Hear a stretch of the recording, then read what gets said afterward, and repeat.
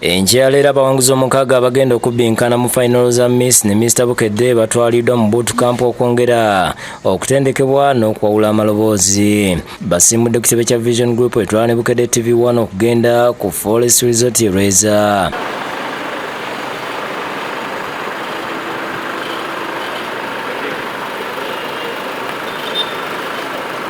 Mukutuukayo basanze enteekateeka ziri mu jjiya nga abakubi b'ebivuga babalindiridde era batuukidde mu kwegezaamu.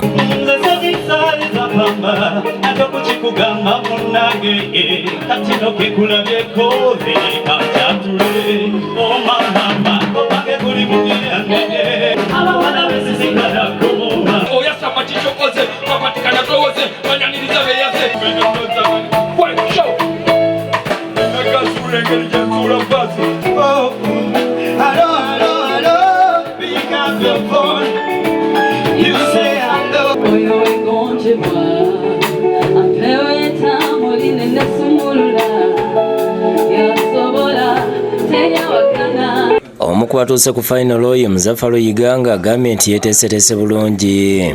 Njagala musuubira omuliro ng'ennaku z'omwezi 24 kyentegeeza Lwakutaano luno mujje mu bungi muwagire Yiga Muzaffalo wabula bajjaaji simanyi oba banaazisala ekyokulala abalabi nammwe simanyi oba munaazisala kuba buli mwana aleeta muliro. Agamba nti kagenze okwongera okwawula eddoboozi buli kimu kiwedde era yeebala ng'omuwanguzi. Ettaka ddyo ndireete ettaka ddyo lyange kakati ennyonyi ab'ebweru nammwe munninde enzija.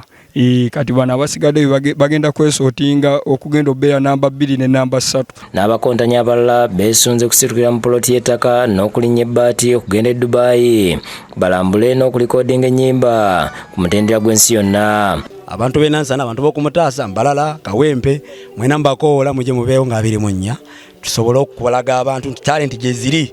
Suubira maanyi suubira ekyenjawulo kuba kati okutuleetako wano ne stress zituweddeko.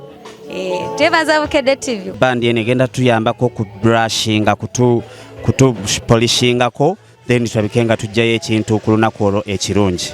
Era mweyongera okulonda abasobola mugule tickets mujje 24th Friday eri kumpi mujje. Mary Ndagire yawangula obwa Miss Bukedde season yasooka nga yennannyini bandi egenda okuyambako abakontanyi okwawula amaloboozi. Agamba nti bakukwasizaako buli omu okulaba ng'atuukiriza ekirooto kye. Eno bandi yaffe bagiyita Zavieri Band egenda okwasaganya embeera. Yes, tugenda batutendeka abaana bano kubawewula amaloboozi n'okugaziya ku bwongo bwabwe mu music. Sheila Tugabirwe niyo omukozi ku Forest Resort ayogedde ku nkolagana yaabwe ne Bukedde family era nti abakontanyi bakubalabirira mu buli kimu awatali kujula. Tuli basanyufu nnyo kuba buli service yonna bagenda gifuna wano ku Forest Resort, swimming pool, lunch, buli kyonna kye beetaaze.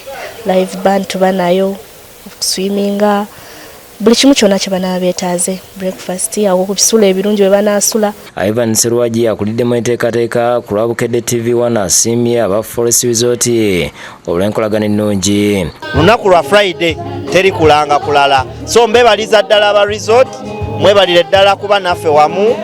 Njovu weebale nnyo ne Alwasani agenda otulinnyisa ebbaati ne basponsa abalala abasigadde. Ng'oggyeko okusanyusibwa abayimbi abanajja Miss ne Mr Bukedde bakusanyusibwa bannakatemba aba Aromatic Productions abakuzannyira emizannyo okuli Nawolovu n'entunnoosi nga nabo beeteeseteese dda.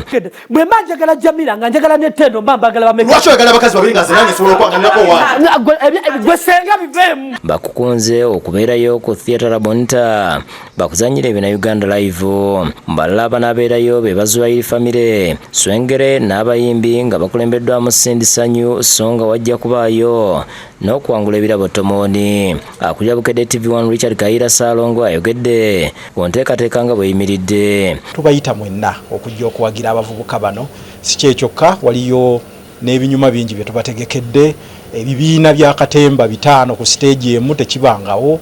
Abagala okulaba Aromatic mugenda balaba, Zubairi family bagenda kubaamu, Swengere bagenda kubaawo, abazannyo Kisanga Uganda we bali, Mawube n'ebinyuma ebirala n'abayimbi abalala bangi abagenda okubaawo. Cindy y'omu ku bagenda okubaayo era y'omu ku balamuzi ab'empaka zino. N'olwekyo emitwalo 2 ayogedde ku bigenda okuwangula Miss ne Mr Bukedde. Tutegese TV 15 TV ezo zigenda kuwangulwa ku olwo era tiketi ye kuyingiza ku theatre La Bonita ku Lwokutaano ye tiketi gyogenda okuteekako erinnya lyo tugiteeke wali mu kalulu tulonda abantu 15 abana abawangudde TV ezo twongera kubakubiriza kubaayo ate n'okwongera okujaguliza awamu naffe nga tuwumbawumba ebijaguzo byaffe bino eby'emyaka 15 nga Bukedde TV. David Tamale yakusekedde gweno ku lwa Bukedde TV.